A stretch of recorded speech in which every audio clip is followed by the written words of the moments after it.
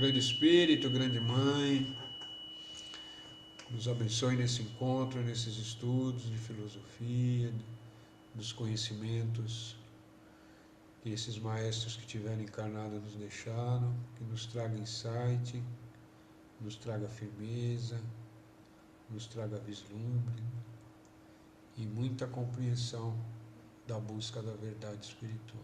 Axé. Arrom.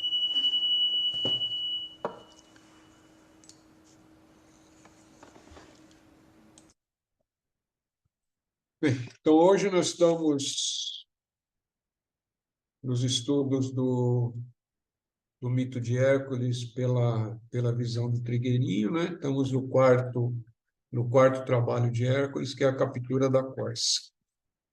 Antes de dar início, né, vamos responder as perguntas da semana. Deixa eu achar as perguntas aqui de novo. Está aqui, está aqui, está aqui, está aqui. Então, vamos lá. Uma pessoa pergunta sobre o capítulo do touro da Ilha Sagrada, se poderia esclarecer sobre a respiração comentada no parágrafo. Outro aspecto a ser considerado é o da reeducação do ato de respirar. Quando esses intervalos são suficientemente longos, durante eles, imprime-se a vibração da alma na mente e a da mente no cérebro. Como tal estimulação, a integração da personalidade é facilitada. Isso está entre aspas, né? Que é o que fala lá. Aí vem. É através da prática de meditação que se obtém a respiração longa?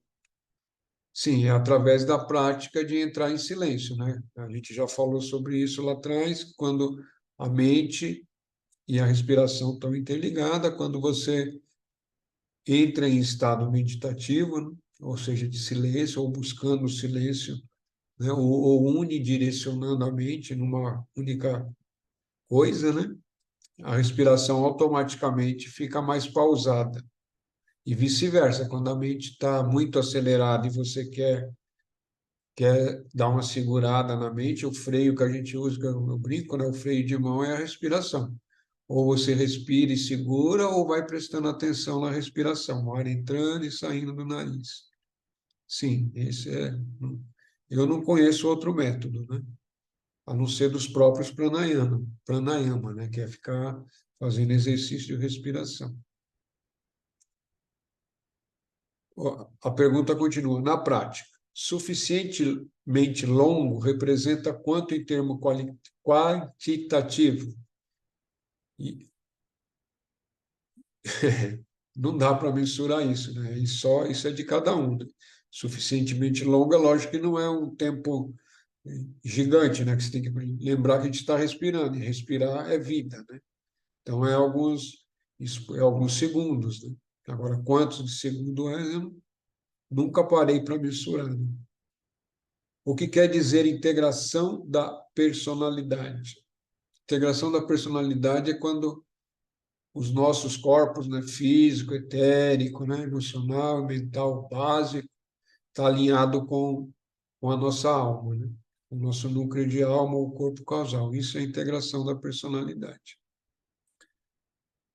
E, e esse processo da integração da personalidade é super importante, porque sem isso, né, você está desalinhado e toda hora você tem que estar fazendo esforço para conseguir manter o seu próprio centro. Outra pergunta. O ritmo respiratório ralenta, não sei, ou calenta, não sei, quando a mente é colocada em ideias fora do corriqueiro ou quando ela busca o centro da própria consciência. Deixa eu ler de novo. O ritmo respiratório ralenta deve ser de rarear, né? Quando a mente é colocada em ideias fora do corriqueiro ou quando ela busca o centro da consciência.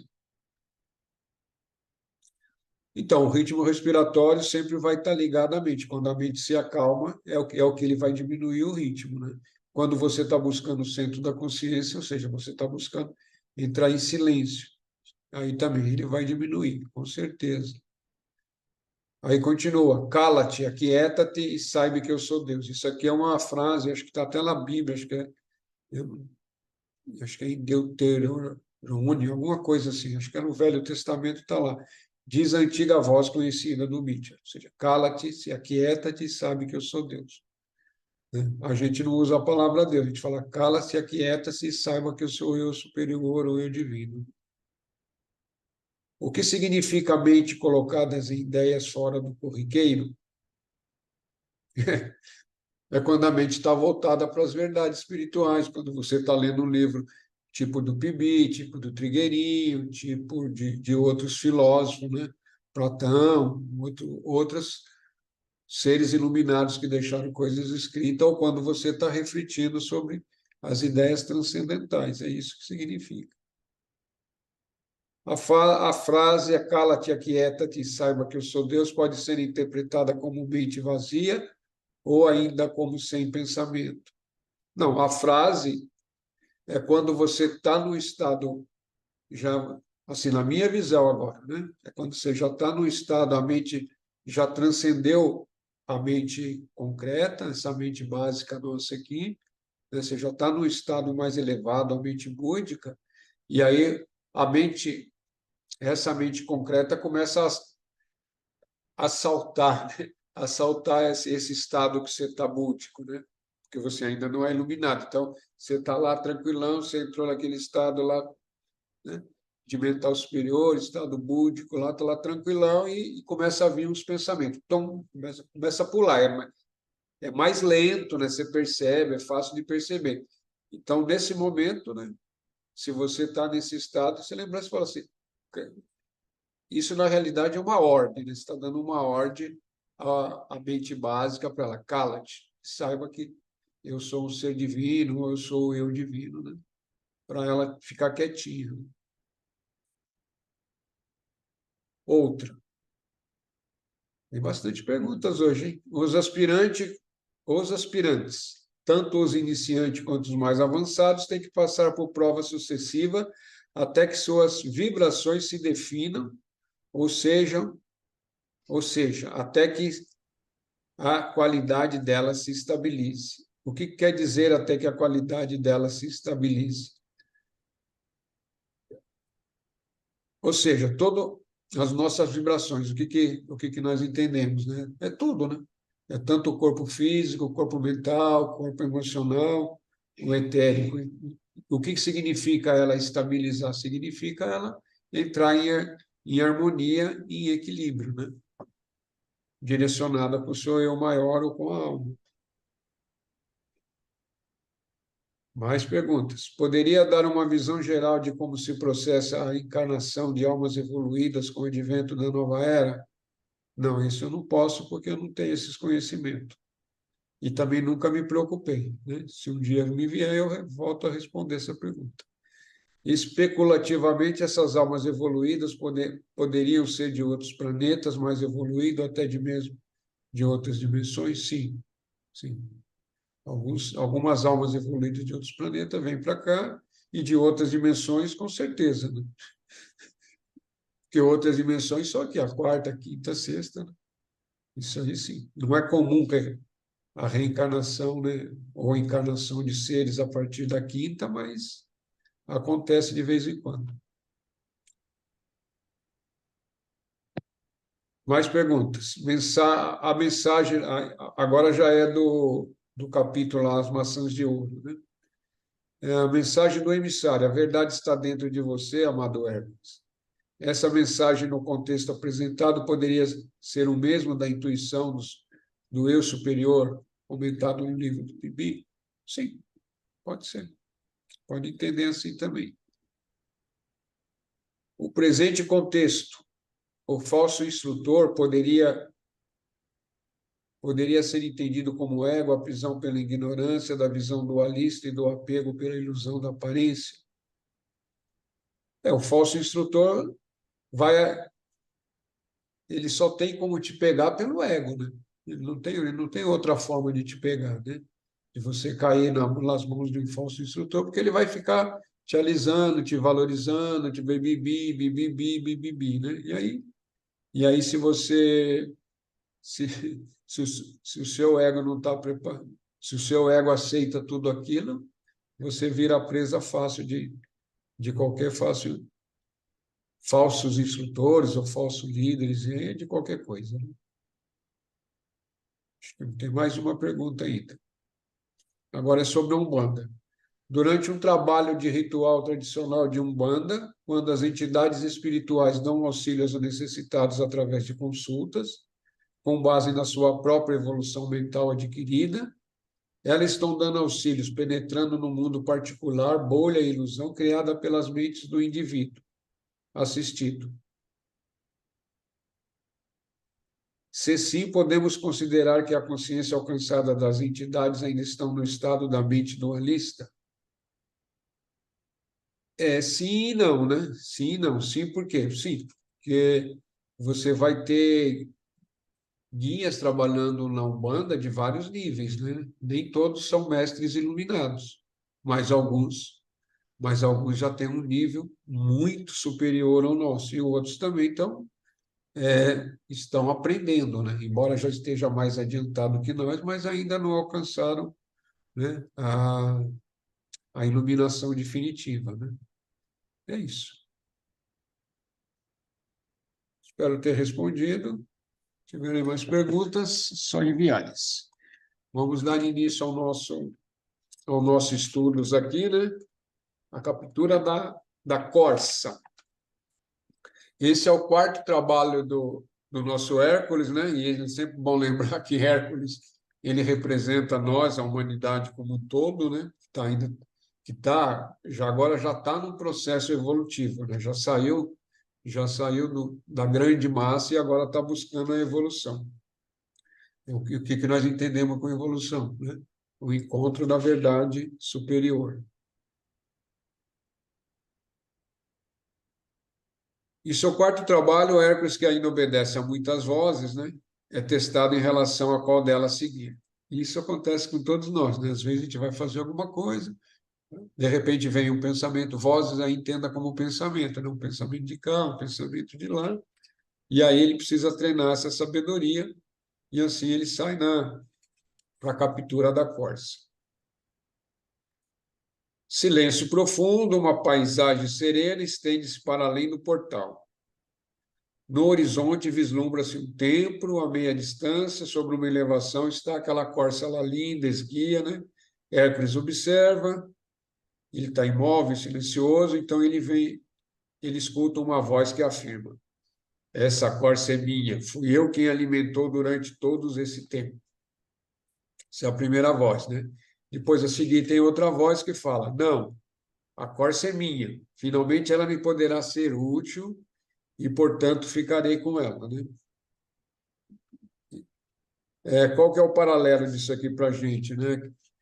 Importante a gente ouvir os próprios pensamentos, né? Quando se está atento no estágio mais avançado ou quando está buscando, né?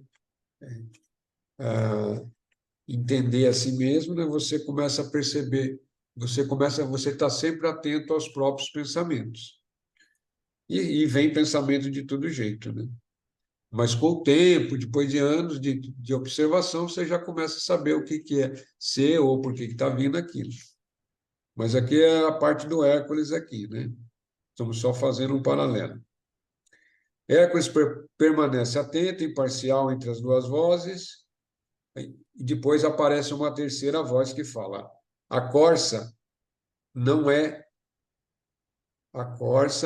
de quem a está reivindicando, mas sim do Deus daquele tempo. Essa voz muito decidida assevera que o herói é que deve capturar a corça, sem todavia entregá-la a ninguém, e nem tampouco tomá-la para si, mas conduzi-la ao templo. Né? Importante isso.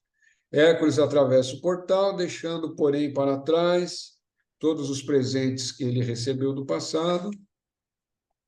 Isso é importante, porque é sinal de desapego, né? Na nossa caminhada, a gente não pode ficar preso a títulos, a graus ou qualquer outra coisa, né? Senão você está preso, né? É o desapego. Embora você possa ser isso, aquilo, porque adquiriu, porque estudou, mas você tá liberto de tudo isso, você segue em frente. Artemisa, a primeira voz que se fizer ouvir, e Diana, que se expressar em segundo lugar. Artemisa, também conhecida às vezes como Artemis, né? E a Diana é a deusa conhecida da mitologia grega, né? Que se expressa em segundo lugar, a essa altura, observando atentamente todos os movimentos do herói. Tentam desviar a sua atenção da meta proposta, do mesmo modo que vigiam a corça. As duas também querem a corça, né? E as duas, a partir daí, começa como é que fala? A sacanear o Hércules aqui para que ele não consiga, né? Porque elas também querem a corça, né? Então, Hércules vai em busca da corça e tem a tarefa dificultada pela interferência possessiva delas. Assim, durante um ano, né? Um ano é bastante tempo. Um ano no mito a gente é um ciclo, né? Isso pode ser um ciclo de ano solar, de um ano mesmo solar, pode ser de 7 anos, e aí vai. Aí ele vai de montanha em montanha, buscando e perseguindo o animal, não consegue, até que. Mas o herói não desiste, né? Ele continua ali. Finalmente, um dia, a corça está cansada, aí ele vai lá devagarinho, né? Tatati, sem ela perceber, ela já tinha parado lá quietinha, ele dá uma flechada na perna dela, ela não pode mais fugir como quando ela estava normal, né? E aí ele captura ela, né? Ele pega ela e traz junto ao coração dele, né? Ao próprio coração. Tudo isso é simbólico, né? Isso aqui tudo vai ter interpretação mais aqui para frente, né? O herói então dá por terminada a busca da Córcia, mas em vez de ele levá-la para o templo, né? O que que acontece? Muitas vezes isso acontece com a gente também, né?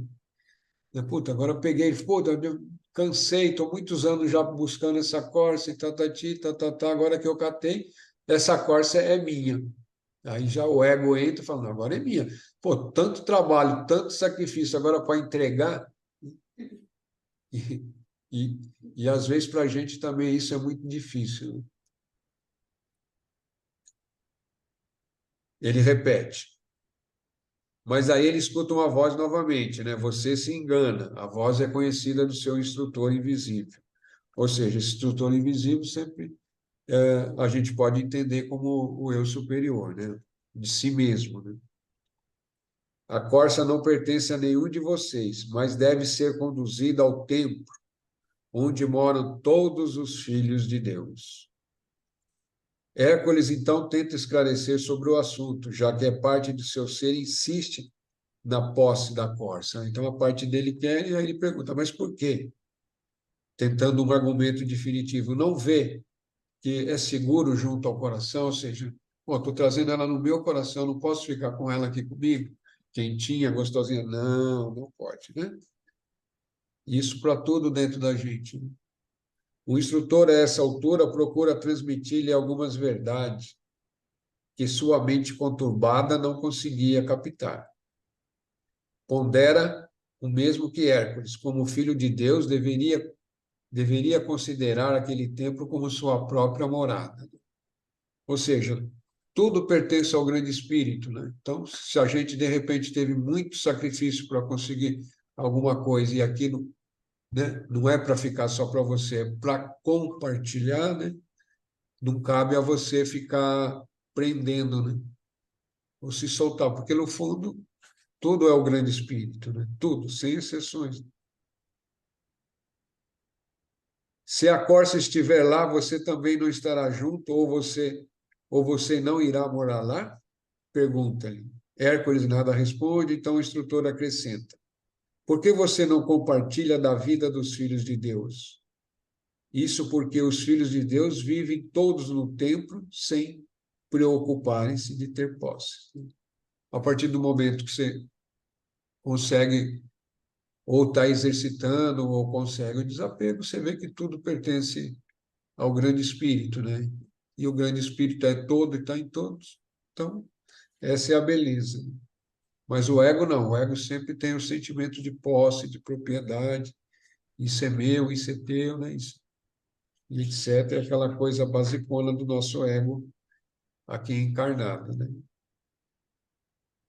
Encontramos já ressonâncias na mente de Hércules, amorosamente, encontrando já ressonâncias na mente de Hércules, amorosamente murmura-lhe então o instrutor: deixe a corça no templo. O herói acede, ou seja, aceita uma coisa, leva o animal para dentro do recinto e coloca-o bem no centro. Ou seja, ele oferece aquilo que ele teve um sacrifício gigante, né? E coloca para a divindade, né? No momento, porém, que vê a pata ferida, volta-se a sentir com direito sobre ela. E mesmo nessa hora está um retrocesso, né? A Corsemia insiste. Artemisa, que permanecera a deusa, né? Do lado de fora do templo, ouve essa última frase e retruca que a corça é dela. Na hora que ele fala a corça é minha, ela fala a corça. Aí Artemisa fala: não, a corça é minha, não é sua. Pois que, afinal, durante toda a vida vira seus reflexos na água dos rios e dos lagos, sempre seguindo seu caminhar pela terra. Considera-se dona de todas as formas, né? A grande deusa, no seu aspecto mais possessivo, no seu aspecto mais instintivo. Tendo em vista esses fatos, o Deus daquele templo resolve pronunciar-se definitivamente. Então, o Deus do templo, né, vamos chamar de grande espírito, a corça é minha, todos os espíritos repousam em meu seio, portanto, essa corça também. Voltando, então, o olhar para fora, dirigiu-se às duas jovens, as duas deusas, né? Artemísia, não entre, aí ele fala, Artemísia, não entre nesse templo, você, Diana, pode fazê-lo, mas somente por uns instantes. Olha que poderoso, hein? Diana, um pouco acanhada, entra e, ao ver a corça que lhe parece morta, é tocada pela cena e apela: por que não podemos estar no templo com ele? O Deus responde-lhe que Hércules trouxera a corça amorosamente e que a pousara sobre o próprio coração. Ou seja, a partir do momento que ele, todo o esforço necessário ele fez, né, traz a corça, depois a gente vai ver o símbolo dela, em seu coração, no seu cardíaco, e apesar de toda a luta interna, ele oferta ao próprio Criador, né? Assim termina o teste com a corça sobre a tutela do Deus do templo, mantida, pois, em lugar seguro. Tá, aqui termina o mito, a escrita, né? Agora nós vamos entrar nas, nas interpretações. Pedir licença para pegar meu chazinho básico, que a garganta seca.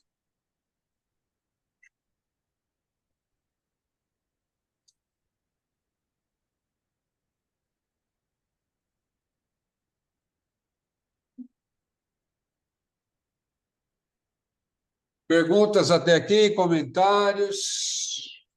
Está aberto.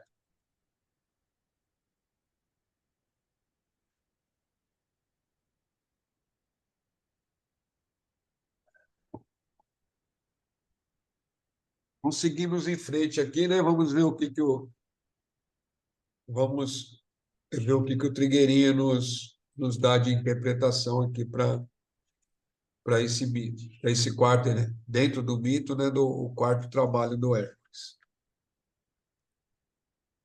Então, saindo, né? Hércules ouve ainda a voz do instrutor a recomendação de olhar mais uma vez para o templo. Do portal, ele divisa a paisagem que lhe é familiar e reconhece uma jovem corça andando sobre as colinas, ou seja, a corça já não está mais dentro, né? O herói permanece atônito, sem nada compreender, e, proveniente de um nível muito elevado, ouve-se a seguir uma voz diferente de todas. Pacientemente, é preciso buscar a corça e levá-la como presente ao lugar sagrado. Isso é feito séculos após séculos, incontáveis vezes, até que lá ela não saia mais. Ou seja, isso é um trabalho de todos nós durante o tempo suficiente para iluminar, né? Silenciada a voz vinda do alto, Hércules prossegue sua caminhada conforme a orientação do seu instrutor. Mas a gente vê aqui que os trabalhos de Hércules não é fácil, mas a partir de um determinado estágio, né, todos nós, sem exceções, começa a, a ouvir a voz, né, a voz que a gente fala é a intuição, né? A gente começa a perceber a intuição do nosso próprio eu divino nos orientando dentro da caminhada. O eu divino está sempre presente dentro do nosso ser, porque em última instância, né, é a nossa própria essência, ou seja, somos nós mesmos. É a, é a nossa identificação com a personalidade, com o corpo, que nos traz essa ilusão da separação. Isso, essa, eu repito sempre que eu tenho oportunidade isso, que é para começar a gente começar sempre a lembrar disso, né? Fica patente aqui que os personagens que aparecem nos mitos são muitas vezes aspectos do próprio ser. No caso do próprio Hércules, né? A Corça, nesse episódio, por exemplo, representa os vários aspectos de Hércules, já conhecido, outros ainda não. Quando o indivíduo emerge da consciência da massa, fica de braços dados com o instinto, com o intelecto e com a intuição, tendo consciência dessas três energias bem diferentes entre si. Isso aqui é bem importante, né? Vou até reler para ir gravando aí. Quando o indivíduo emerge da consciência de massa, fica de braços dados com o instinto, com o intelecto e com a intuição, tendo consciência dessas três energias bem diferentes dentro de si. O que acontece aqui? Quando se inicia a busca espiritual verdadeiramente, né? Está ali, eu realmente estou na busca e quero a busca, e aquilo é diário, tababi, bababá, né? E todos nós aqui estamos na busca, senão não estaria numa quinta-feira à noite aqui ouvindo falar sobre isso. E aí, ou seja, você começa a sair do nível da massa, né? O que é a massa? A massa é a humanidade como um todo, né? Tem um nível de vibração comum a todos, né? E é comum a todos que é muito fácil manipular bilhões de pessoas, né? Através das informações que são passadas, bababi, bababá, colocando desejo de consumo, tatati, tatatá, orientando os processos, as grandes religiões também facilitam todos esses processos aí. Então, quando você começa a sair um pouquinho dessa massa, começa a querer pensar por si só, começa a ver a, a verdade, né? A verdade como realmente ela é, né? Não aquilo que a gente acreditou até um determinado tempo, porque foi nos colocado, né? Deus de barbinha, né? Aquele paraíso utópico que aparece nas imagens, aquela coisa toda, você começa a sair um pouquinho disso daí, aí você fica de frente, né? Aí você começa a perceber dentro de você, porque você começou a se olhar, você começa a perceber as partes suas, né? Não é eu, mas partes do seu próprio ser ligados à personalidade, né? Que é os seus instintos, que é o seu próprio intelecto, que é essa mente concreta existindo aí, né? Mas também tem a parte boa, né? Que é a intuição. Aí também ali, a partir daí, você já começa a ter vislumbres da própria intuição te orientando. Faz isso, lê aquilo, tantati, presta atenção. Né? A intuição falando, presta atenção quando aquele barbudinho, magrinho está falando, né? Não dorme, né? Não desvia a atenção. Né? Procura ler aquilo que está pedindo para ser orientado, né? Vai lá, lê um pouquinho de Pibi todo dia, lê um pouquinho de livros assim, de filosofia sagrada todo dia, né? Não para, isso é a intuição falando. E aí você, não, já estou com preguiça, não vou ler de novo. Mas é importante, né? Seguir a intuição. Quanto mais você segue a intuição, mais você consegue ouvi-la claramente, né? Tá, então vamos seguir aqui. Ora é uma, ora é outra que predomina. Sua tarefa é então transformar o instinto em intuição, usando para isso o próprio intelecto, inteligência, né? Que deve compreender o processo, concordar com ele e participar da obra, né? Então, isso é alinhar a personalidade, né? Alinhar a personalidade para que ela fique fluida com o nível de intuição. Lembrar que intuição é a partir do búdico para cima, ou seja, da alma para cima, né? Caso contrário, surgem os conflitos psicológicos que todos conhecemos. Porque o que normalmente gera um conflito, né? O conflito é quando tem uma energia do mesmo peso, né? De dois lados diferentes, né? Isso é psicologia básica, né? Toda vez que você tem duas coisas por um lado e outra coisa por outro, e você não consegue decidir, gera conflito. Um exemplo clássico dentro da psicologia, por exemplo, um homem ou uma mulher que tem dois namorados, ou tem um amante, não sei o quê, não sei o quê, e aí chega uma hora que ela tem que decidir. Aí um dá porque o outro é não sei o quê, aí gera conflito, né? Ou porque o outro dá estabilidade, porque tem família, ou porque o outro não sei o quê, ou porque a outra não sei o quê, né? Assim, só para ter um entendimento do que é um conflito psicológico. Todo mundo já deve ter passado por vários conflitos psicológicos, talvez não tenha refletido que sempre que você teve um conflito, verdade, porque se você consegue resolver e tomar uma direção, não tem conflito. Simples, né? Você fala, não, vou fazer isso, pronto, então não tem conflito. Mas a partir do momento que você fala, vou fazer isso, mas tem uma outra coisa que você queria fazer, ou que se você fizer isso, você vai perder, e aquilo também tem importância, aí gera conflito. E assim vai.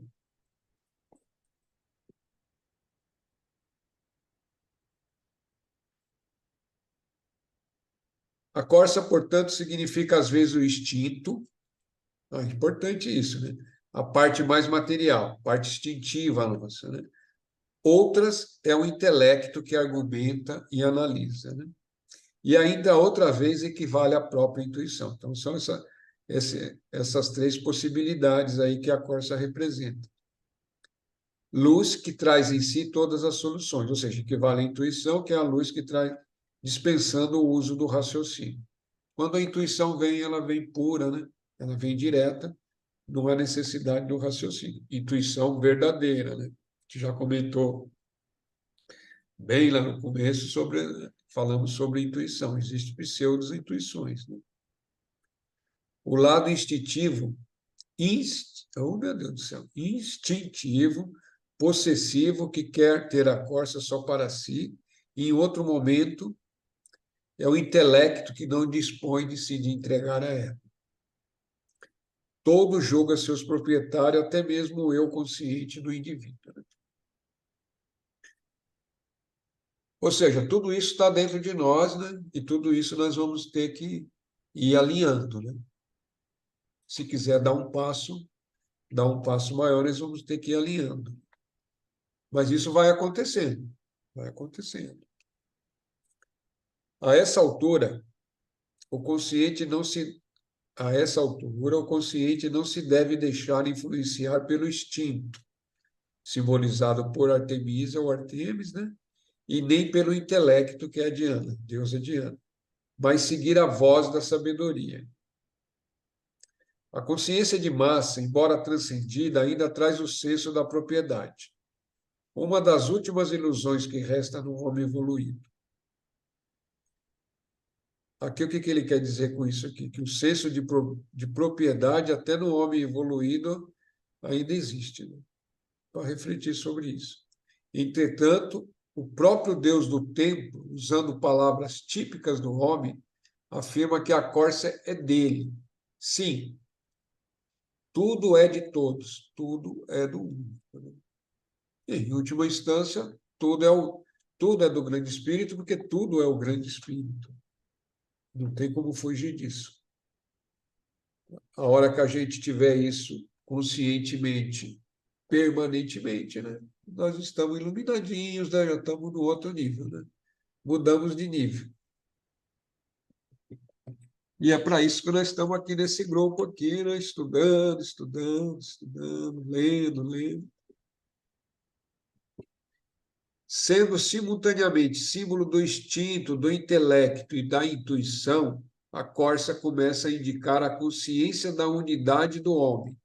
Imprevisível é essa intuição que esse animal representa. Em determinado momento, encontra-se deitada e imobilizada dentro do templo. Logo depois é vista viva, né, cheia de vida, saltando pelas colinas. A busca que o homem empreende, ora se identifica com o passado, extinto, né? Aqui ele está dizendo, é uma das formas de interpretar, né?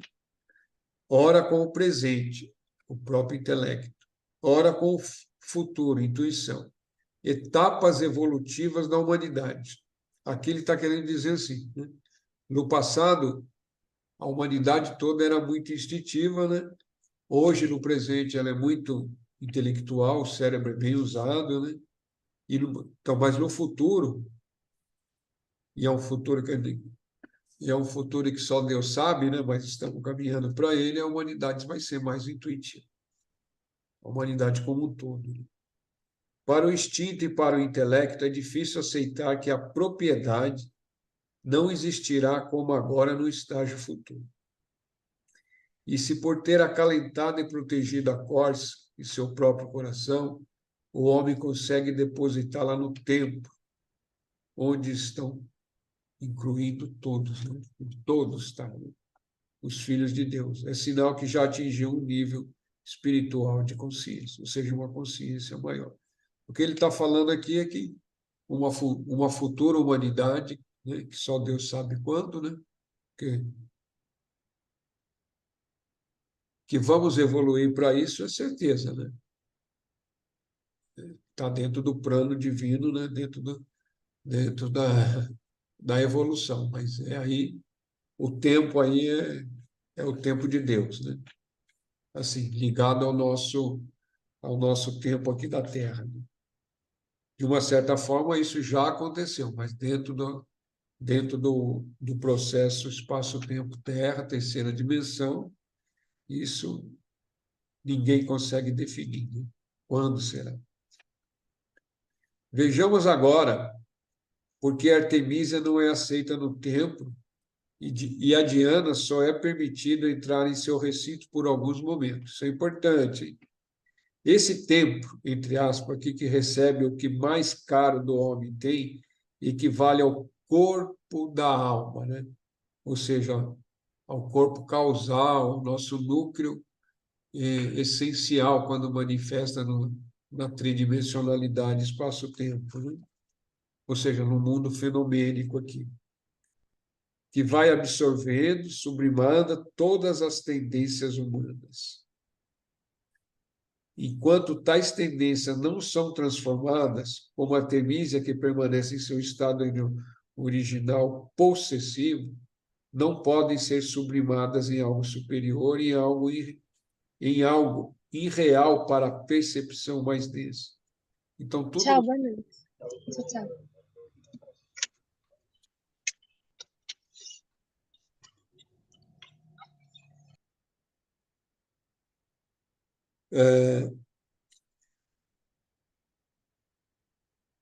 Enquanto tais tendências não são transformadas como a Artemísia, que permanece em seu estágio original possessivo, não podem ser sublimadas em algo superior, em algo irreal para a percepção mais densa.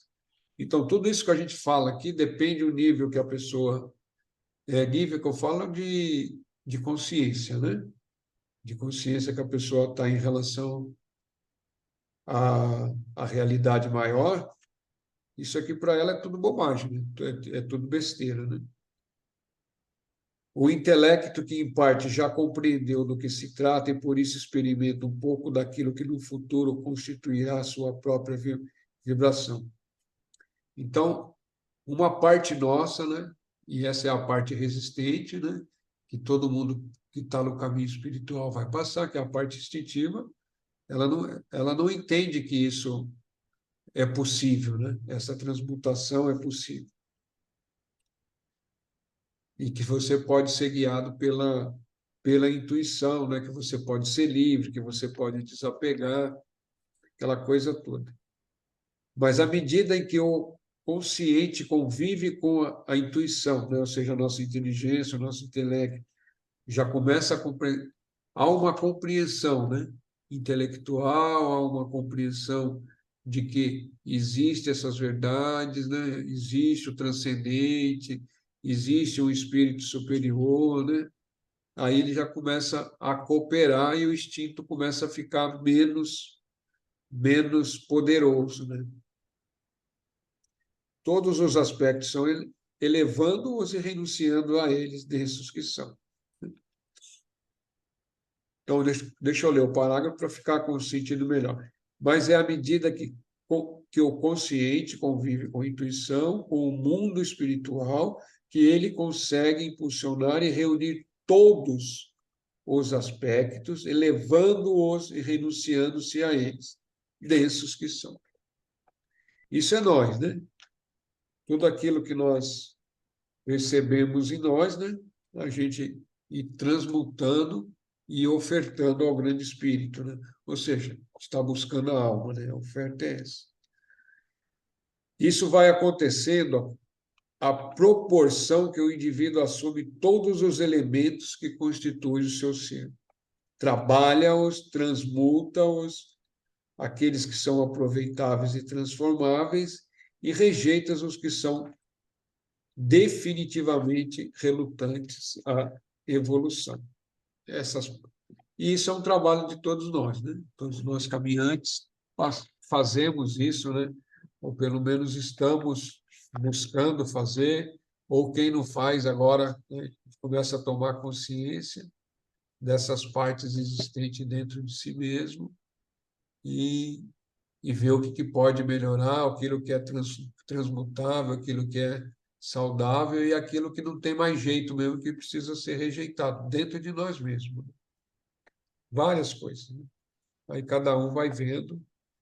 O importante desse mito é a gente tendo esses insights de percepção dentro do nosso próprio caminhar e aquilo que a gente tem que fazer ou esqueceu de fazer, né? Ou precisa estar fazendo, né? E tudo isso acontece ao mesmo tempo. A própria existência vai nos permitindo essa observação de nós mesmos através de todos os acontecimentos diários que existem, né? Desde os mais simples até aqueles que parecem um despertador com alto-falante, né? Às vezes, quando a gente não consegue ouvir a mensagem de uma forma simples, que nem o Hércules lá, né? Que vem uma pessoa e fala para ele, ó, faz isso. Não, não faço, né? Aí os avisos podem vir de uma outra forma, né? Pode vir com uma paulada na cabeça, pode vir de uma forma mais grosseira. Forma de falar, forma de expressar, né?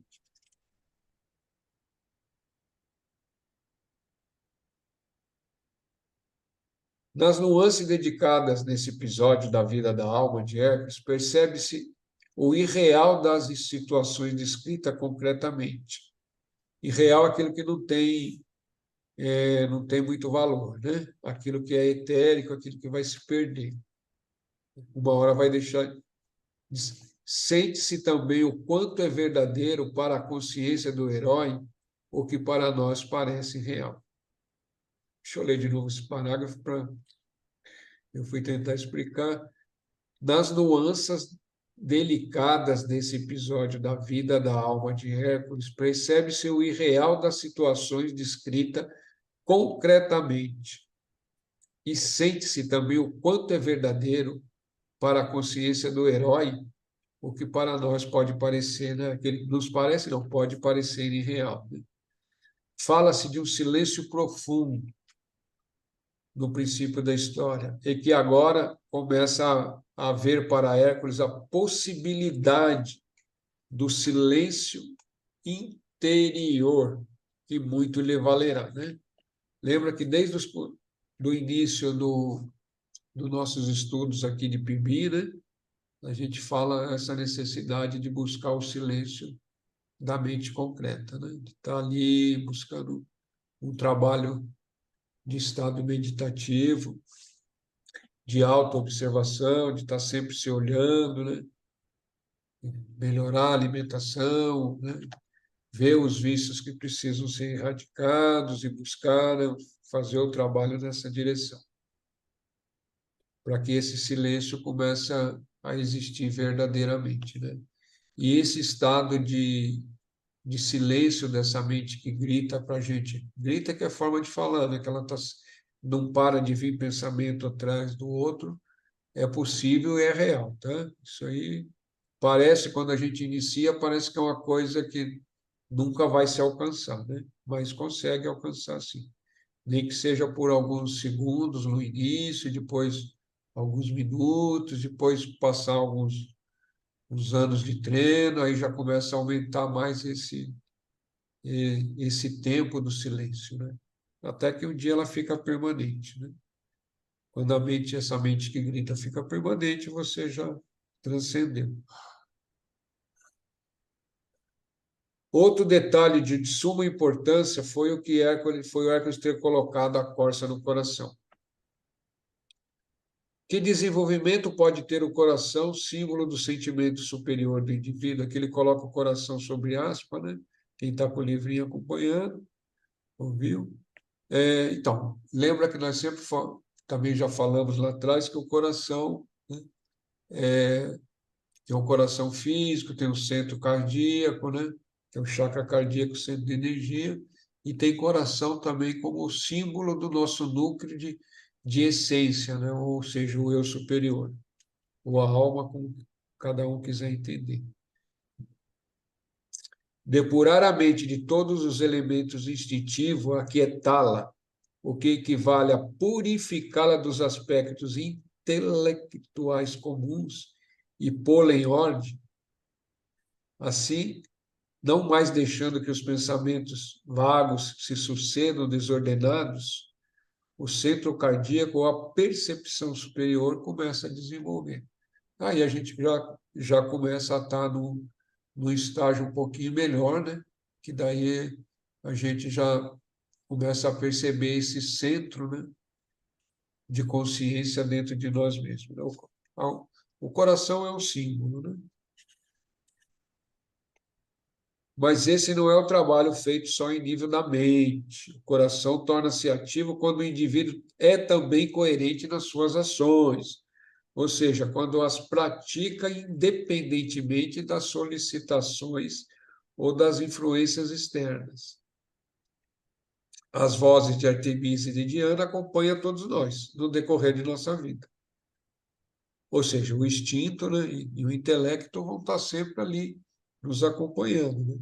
Um falando uma coisa, né, um desejando uma coisa, o outro tentando olhar se aquilo é possível, sentimento de posse, e aí vai as coisas e não para mais, até que a hora que você começa a olhar e começa a observar e começa a alinhar isso daí com o próprio eu divino, né?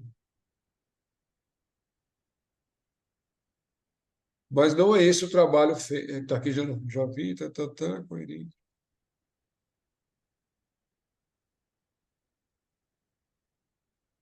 Ou das influências externas. As vozes de Artemisa e de Diana acompanham todos nós no decorrer dessa vida. Qualquer instabilidade ou vacilação durante uma ação que tenha sido escolhida pela parte mais consciente do ser representa uma queda no processo do crescimento. Ou seja, toda vez que vem uma intuição verdadeira e a gente vai seguir, né, está buscando seguir e por algum motivo falha, significa uma queda.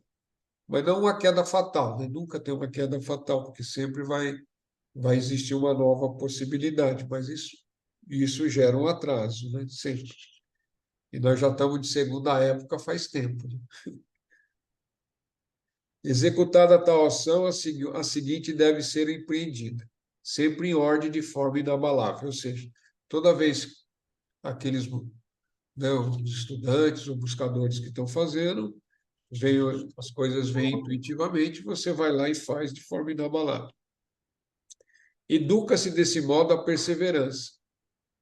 Hércules, por um ano, né?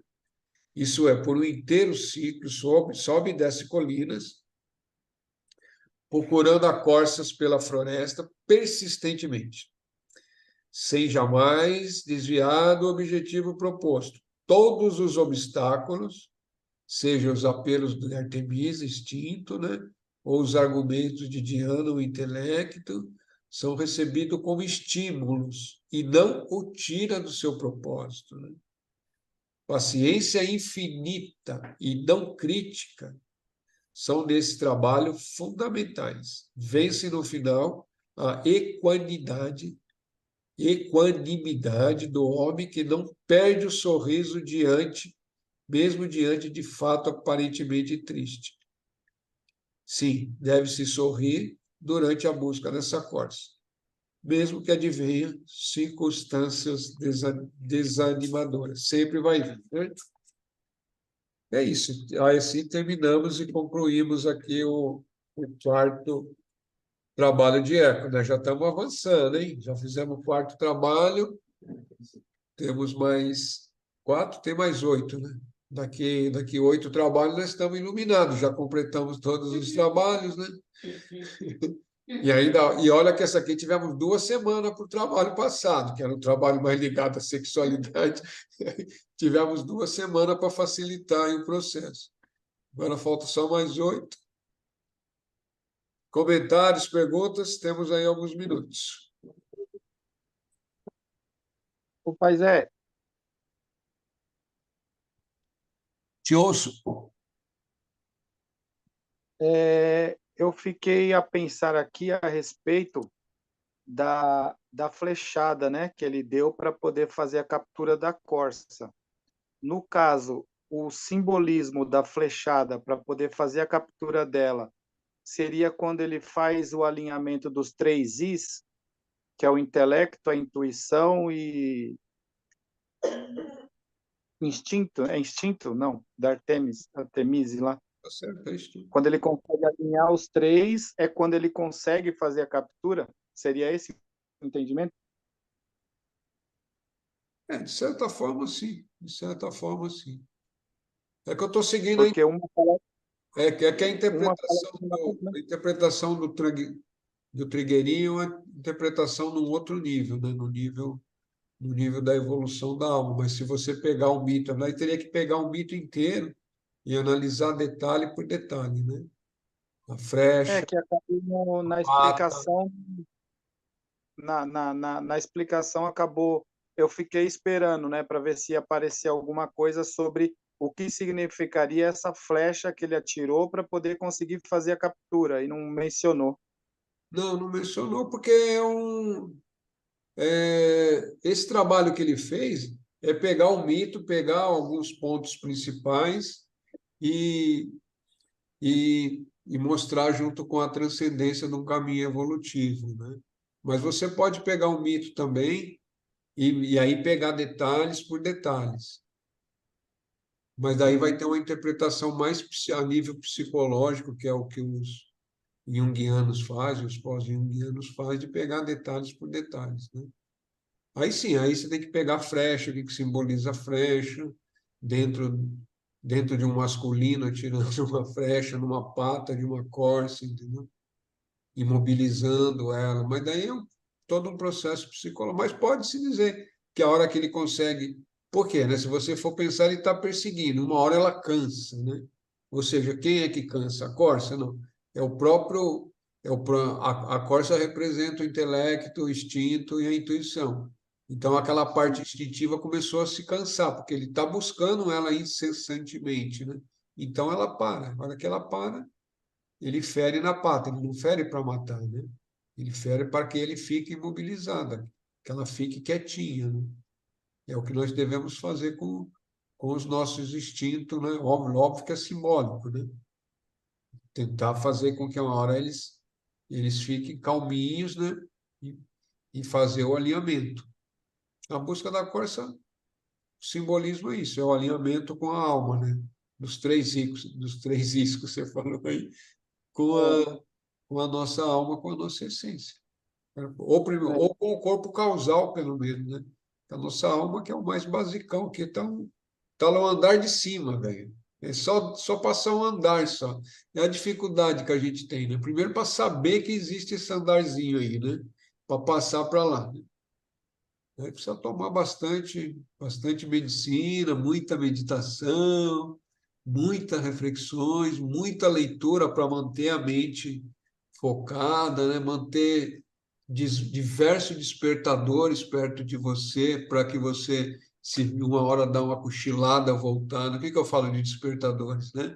É livros sobre assuntos espirituais, músicas sobre a transcendência, imagens que te leve à transcendência, né? Estar junto com o maior tempo possível com pessoas que estão conectadas à transcendência.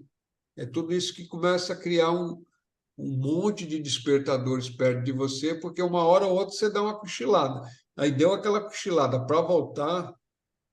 Se você estiver sozinho, sem nada, isso pode levar 6 meses ou um ano ou mais até, de uma cochiladinha. Agora, se você tem vários despertadores perto de você, aí fica mais fácil. Você deu uma cochilada, daqui meia hora, 40 minutos, você. Opa, opa, opa, opa, né? Você já percebe que você deu uma cochilada. Por quê? Porque você tem despertadores perto de você. Livros no banheiro espirituais, que é uma coisa que a gente usa muito, né? Deixar livros mesmo, mas livros importantes, né? Não é livrinhos. Livrinhos que a hora que você lê, te muda teu grau de consciência, né? Ou te força a você a refletir, né? É uma opção, né? Ouvir músicas também, né? Que sejam de elevação, que te leve a sua mente ou te leve o seu espírito para algo mais superior de grau vibracional. E assim vai, né? Pessoas perto de você que estejam falando sobre assuntos, né? É lógico, quando você tá desperto ou semi-desperto, isso não é necessário, mas a hora que você dá aquela cochiladinha, velho, se você não tiver nada, você entra em coma, né? É, Você entra em coma. não, não. Entra em coma. Vamos ver. O que eu quero dizer? Daí você se perde. Aí você vai para a internet, aí você vai fazer não sei o quê, aí você já começa, o instinto te toma, você vai fazer tudo aquilo que você já fazia antes, e vai cada vez, né? Vibracionalmente você vai se perdendo, né? Até recuperar isso aí só através de um choque, né? Um choque grande. E às vezes esse choque normalmente é muito dolorido, né? E é desnecessário. E o choque vai vir. Não se preocupe que vai vir de um jeito ou do outro. Voltou a dormir, o choque vem. E nesse sistema Terra, Espaço-Tempo aqui, como diz o Ramana, sempre perguntava, para que tem o sofrimento? Né? O sofrimento, quem sente sofrimento? Mas de vez em quando, o sofrimento é para você lembrar que Deus existe. Traduzindo, né, em grossas palavras, para que você sofre? Para lembrar que Deus existe. Se você lembrar que Deus existe toda hora e isso for permanente, não tem sofrimento, né? Porque se tudo é Deus, quem é que está sofrendo? Né? Verdade. Quem é que está sofrendo? A essência não pode sofrer. Então, quem está sofrendo é porque está ali identificado com alguma coisa que traz sofrimento. Se desidentificou, acabou o sofrimento. É isso. Bacana, gratidão. Eu agradeço também pela oportunidade de estar passando aí um pouco que a gente sabe aí, e, e através desses maestros que deixaram algumas coisas escritas aí para a gente, poder estar relembrando, né? A gente está lembrando, relembrando de tudo isso daí. Na hora que a gente relembrar, a hora que lembrar, a gente dá risada.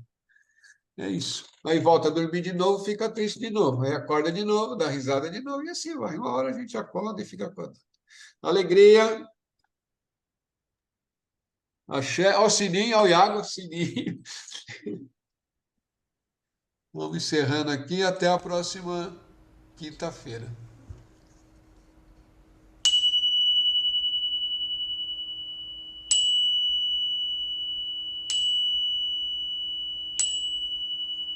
Grande Espírito, grande Mãe, maestros e maestras da sabedoria, nos inspire, nos dê insight, nos dê força de vontade para manter na busca, para os estudos, para reflexões, para meditações, para leituras. Alegrias a todos, axé, arro.